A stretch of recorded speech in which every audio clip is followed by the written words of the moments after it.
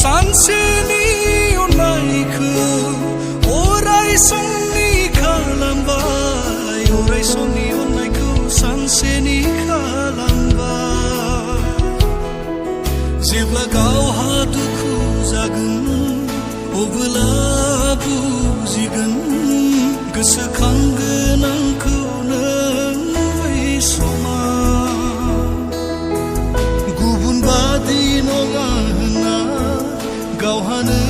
बुङोमोन दालाय थगायबाय नों गुबुन बादिनो